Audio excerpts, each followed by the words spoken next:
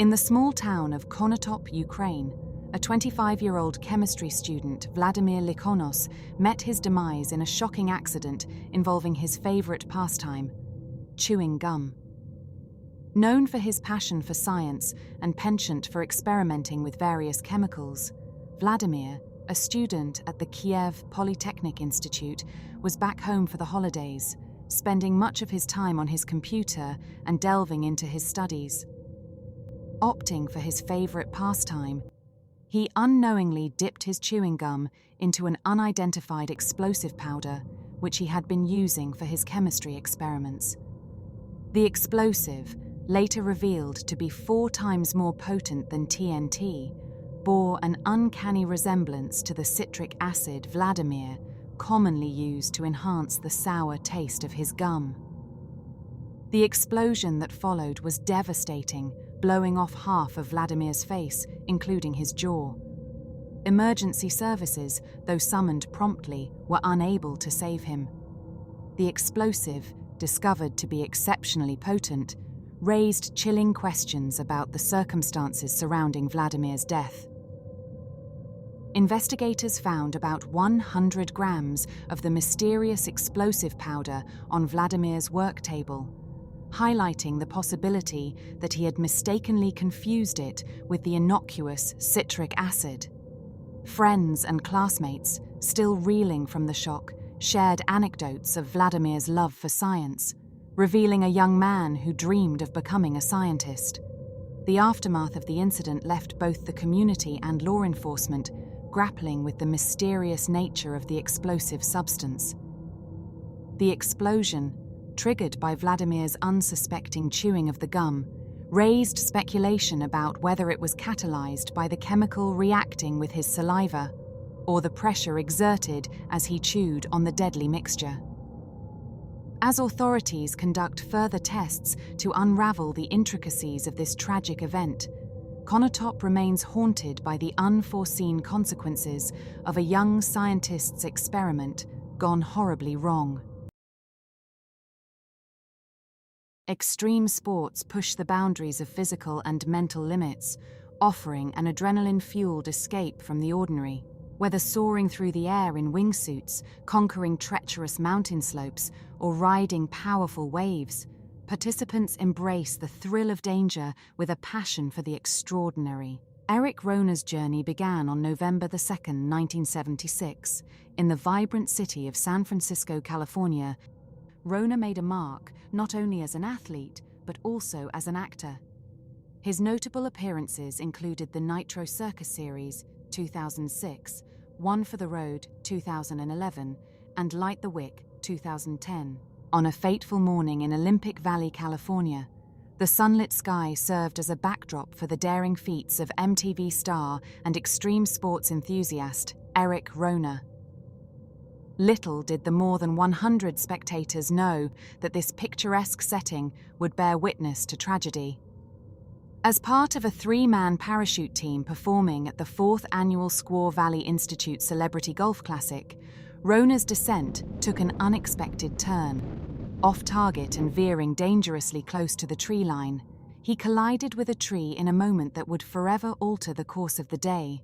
Eyewitnesses, including Roy Tuscany, founder of the non-profit sports injury group, the High Fives Foundation, were among 120 individuals for the charity golf tournament. Tuscany recounted the impact, describing how Rona struck the tree with such force that the aftermath was a painful unknown. The aftermath revealed a scene of both chaos and grief. Rona, entangled high above the ground, became the focus of a rescue effort that would tragically prove futile. Despite the swift response of rescue personnel, the announcement at the scene bore the weight of a life cut short. The sun painted the morning sky with hues of gold as 13-year-old Bethany Hamilton embarked on a routine surfing adventure along Tunnels Beach, Kauai, on the day of October 31, 2003. Accompanied by her best friend Alana Blanchard and Alana's father and brother, the waves whispered promises of exhilarating joy. As Hamilton floated on her surfboard, engaged in light-hearted banter with Alana, the tranquility of the morning shattered. A 14-foot-long tiger shark emerged from the depths, its sudden attack leaving chaos in its wake. With a swift and brutal force, the predator seized Hamilton, biting off her left arm just below the shoulder. In the face of unimaginable terror, Alana and her family rallied, paddling Hamilton back to the safety of the shore. Alana's father, driven by a father's love and an urgency born of crisis, fashioned a tourniquet from a rash guard, staunchly wrapping it around the stump of Hamilton's arm. The race against time began as they rushed Hamilton to Wilcox Memorial Hospital. By the time she reached the hospital, Hamilton had lost over 60% of her blood, succumbing to hypovolemic shock. Fate had interwoven the destinies of Hamilton and her father that day, for he was scheduled for knee surgery, the operating room awaiting him. Yet, it was Hamilton who took her place on the operating table, facing the daunting task of recovery. In the aftermath of the attack, a family of fishermen, led by Ralph Young, provided investigators with a grim piece of evidence: a 14-foot-long tiger shark they had caught and killed, its mouth bearing surfboard debris. Measurements confirmed it was the same predator that had struck Hamilton. The sea, which had once been her playground, had become the stage for a harrowing encounter that tested her resilience. Undeterred by the trauma, Hamilton's spirit remained unbroken. Just a month after the vicious attack, she defied the odds, returning to the waves that had both betrayed and nurtured her. A custom-made board, longer and thicker, equipped with a handle for her right arm, became her ally as she navigated the waves with determination. With steely resolve, Hamilton taught herself to surf with one arm. The healing power of the ocean embraced her once more, and by January 10, 2004, she fearlessly entered her first major competition. The shark-bitten surfboard, a haunting relic of that dreadful encounter, and the swimsuit gifted by ocean photographer Aaron Chang, now find a place of honor at the California Surf Museum in Oceanside, California, a testament to Hamilton's unwavering courage and the triumph of the human spirit over the darkest depths of adversity. Aron Ralston, born October 27, 1975, in Marion, Ohio, moved to Denver at 12. He attended Cherry Creek High School, learned skiing and backpacking, and earned degrees in mechanical engineering and French with a minor in piano from Carnegie Mellon University. After working as a mechanical engineer with Intel, he quit in 2002 to pursue mountaineering. Moving to Aspen, Colorado, Ralston aimed to climb all of Colorado's 14ers solo and during winter. In 2003, he survived a Grade 5 avalanche on Resolution Peak, re-evaluating his risk management approach. This event inspired him to shift his life towards climbing mountains. In the spring of 2003, Aron Ralston embarked on a solo canyoneering adventure through the desolate beauty of Blue John Canyon in eastern Wayne County, Utah. Unbeknownst to anyone, he ventured into the rugged terrain just south of the Horseshoe Canyon unit of Canyonlands National Park. As Ralston descended the lower stretches of the Slot Canyon, fate took a cruel turn. A massive boulder dislodged, crashing down and shattering his left hand before mercilessly pinning his right hand against the unforgiving canyon wall. Cut off from the world, he faced a grim reality. No one knew of his whereabouts, and he lacked the means to call for help. With a diminishing supply of water and a meager ration of 2 burritos, Ralston's resilience was put to the test. Days turned into a relentless struggle as he attempted, in vain, to free his trapped arm from the 800-pound chockstone. The desolation of the canyon echoed his desperate efforts, with each passing day bringing him closer to a haunting decision. Facing imminent death, Ralston resolved to amputate his own arm. In a surreal sequence of events, he carved his name and a poignant farewell into the sandstone walls, capturing his final moments on a chilling videotape for his family. As the night descended, he braced himself for what seemed like an inevitable end. However, a hallucination, born from the depths of exhaustion, brought a glimmer of hope. A vision of a future with a child played out in his delirium, injecting him with an unexpected will to survive. Morning brought a shocking revelation. His arm had started decomposing. Driven by desperation, Ralston hatched a daring plan to break his own bones, using torque against his trapped limb. In a harrowing hour, he amputated his forearm with a makeshift multi-tool, using a dull knife and pliers. The ordeal, marked by excruciating pain, also showcased his resourcefulness, as he used tubing from a camelback as a tourniquet. Liberated from the canyon's merciless grip, Ralston faced the daunting task of climbing out. He rappelled down a sheer 65-foot wall and hiked towards civilization, 8 miles from his vehicle with no means of communication. Fate intervened when he encountered a vacationing Dutch family, Eric, Monique, and their son Andy. Their timely assistance saved Ralston's life. Rescuers, alerted by Ralston's family, had narrowed down the search to Canyonlands. A helicopter lifted him to safety approximately 4 hours after the amputation. Ralston's severed arm, recovered later by park authorities, was cremated, and the ashes were returned to him. In a poignant return to the canyon 6 months later, on his 28th birthday, Ralston scattered the ashes of his arm, symbolizing closure and resilience in the face of unimaginable odds.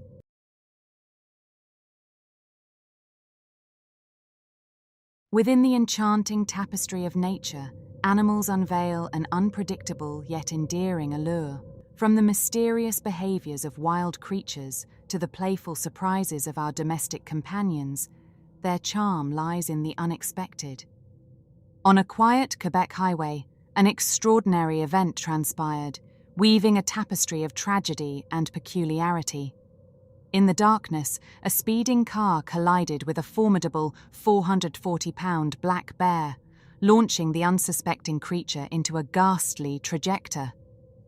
The airborne bear, a morbid projectile, crashed into an oncoming SUV, penetrating the front windshield and tearing through the vehicle before exiting out the back window. The aftermath revealed a scene of devastation, 2 lives extinguished, the 25-year-old female driver and a 40-year-old male passenger, while the driver's boyfriend miraculously escaped with minor injuries. The Pontiac Sunfire, the car responsible for the initial collision, added a surreal layer to the incident. Its low profile and aerodynamic design seemingly transformed a routine encounter with wildlife into a macabre event, leaving authorities to grapple with the perplexing circumstances.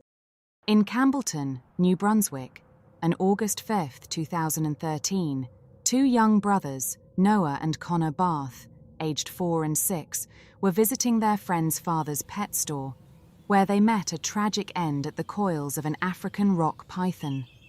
The apartment above the pet store, where the boys peacefully slept, became an unexpected battleground between innocence and nature's capriciousness. The python, initially housed in a specially constructed enclosure, seized an opportunity to escape. Slithering through an air duct, it descended through a ceiling tile, entering the living room where the unsuspecting boys lay. Jean-Claude Savoie, the python's owner, later recounted the harrowing details. The snake, measuring over 4 meters in length and weighing 45 kilograms, struck silently. The encounter resulted in a devastating loss as the python constricted around the brothers in the darkened room. The bizarre circumstances sent through the town, prompting disbelief and grief. Controversy enveloped the tragic tale as experts debated the unusual behavior of the snake. Skepticism lingered, fueled by the fact that the snake did not consume the victims and the apparent lack of disturbance noticed by other occupants in the apartment. Despite objections, authorities ruled out foul play. The aftermath saw the python's euthanasia and a preliminary autopsy report confirming asphyxiation as the cause of death for the Bartha brothers. Amidst the grief, the community grappled with the revelation that the pet shop, registered as a reptile zoo, lacked the necessary permits for housing such creatures. As the legal proceedings unfolded, Savoy faced charges of criminal negligence for failing to prevent the tragic deaths. Travis, a chimpanzee with a unique background, entered the world at the Missouri Chimpanzee Sanctuary on October 21, 1995. His parents, Susie and Coco, had been brought to the US from Africa in the 1970s. Unfortunately, tragedy struck when Susie was fatally shot during an escape in 2001. Sandra and Jerome Herold became Travis's new caretakers, acquiring him for $50,000 from a breeder when he was just 3 days old. Naming him after Sandra's favorite singer, Travis Tritt, the Herolds raised him in their North Stamford home in Connecticut. Travis became an integral part of their lives, joining them on daily activities, including work at their towing company and local shopping trips. Accompanying the Herolds to the towing shop, Travis not only posed for photos, but also rode along in the tow truck, adorned in a baseball shirt with a securely buckled seatbelt. His presence became well known in the town, where he would even greet police officers during their encounters while towing cars. Travis's socialization extended beyond the confines of his upbringing, making him a familiar and engaging figure in his community. Travis's daily life became a captivating story of extraordinary abilities. From opening doors with keys to dressing himself, feeding horses, and even enjoying a seat at the family table with a stemmed glass of wine, Travis seamlessly blended into the Herolds' routines. His love for ice cream and knack for keeping track of passing trucks showcased his charming quirks. A tech-savvy chimpanzee, Travis logged onto computers, watched TV with a remote control, and even brushed his teeth with a water pick. The narrative took a poignant turn when Sandra lost her only child in 2000 and Jerome succumbed to cancer in 2004. Travis, almost a surrogate son to Sandra, became an even more cherished companion. Their bond reached new heights as they shared sleeping and bathing routines. In 2003, Travis made headlines for escaping and causing a traffic disturbance. The incident led to a Connecticut law regulating the ownership of primates as pets, effective in 2009. The Herolds, exempted due to their long-term ownership, continued life with Travis. The year 2009 brought a tragic chapter as Travis attacked Sandra's friend, Charla Nash, on February 16th. Holding Herold's car keys, Travis encountered Nash holding his favorite toy, triggering a violent outburst. Despite Herold's desperate attempts to stop the attack, the rampage continued. Travis's tragic confrontation with the police ended in his death. The aftermath left Nash with devastating injuries, prompting legal battles and freezing of Herold's assets. The incident's impact extended to legislative discussions about private ownership of exotic animals. Sandra's sudden death in 2010 due to a ruptured aortic aneurysm marked another tragic chapter. The story continued with Nash's journey to recovery, including a groundbreaking transplant surgery in 2011. Despite initial success, complications arose, highlighting the ongoing challenges faced by those affected by Travis's unforgettable tale. Joseph Austin Smith, a 32-year-old plumber from Wichita. Joseph, described as a devoted family man and skilled musician, found himself in a heartbreaking and fatal circumstance, which would leave a community shattered. It was a Saturday morning, just before 10 a.m., when Joseph occupied the passenger seat of his friend's truck, nestled amidst the rolling landscapes of Gouda Springs. The friends, united by a shared love for the outdoors, were on a mission to hunt doe, blissfully unaware of the somber twist that awaited them. In a cruel twist of fate, the gun in the back seat, part of their hunting gear, discharged. The echoes of the gunshot reverberated through the tranquil surroundings, marking the tragic moment when Joseph was struck in the back. First responders rushed to the scene, mere minutes away, but their efforts were in vain. The Sumner County Sheriff's Office, delving into the heart-wrenching details, revealed an unexpected culprit, a dog, a loyal companion belonging to the owner of the truck. The canine unwittingly triggered the rifle, leading to the fateful shot that claimed Joseph's life. The gun, it was noted, belonged to his friend, adding another layer of heartbreak to the unfolding narrative. As the investigation unfolded, the community grappled with the loss of Joseph, a man cherished by those who knew him. His boss, Chris Brown, owner of Brown Plumbing Services, attested to Joseph's ability to uplift spirits, even in the face of adversity. A GoFundMe page, a digital tapestry of shared grief and support, emerged to help his family navigate the challenging road ahead. Joseph's mother, in a poignant tribute, shared glimpses of her sweet Joe as a child, a mischievous spirit on a bike, and a budding guitarist. Friends painted a vivid portrait of a kind, funny, and loving individual whose mere presence could bring joy. Joseph, a skilled bass player in local bands, left an indelible mark on the Wichita music scene. Amidst the sorrow and questions lingering in the air, an investigation unfurled, entwining agencies like the Sumner County Sheriff's Office and the Kansas Department of Wildlife and Parks. As the rural landscape echoed with the solemn notes of a life extinguished too soon, the community sought solace in shared memories and the enduring legacy of a man whose untimely passing cast a somber shadow over the Kansas plains.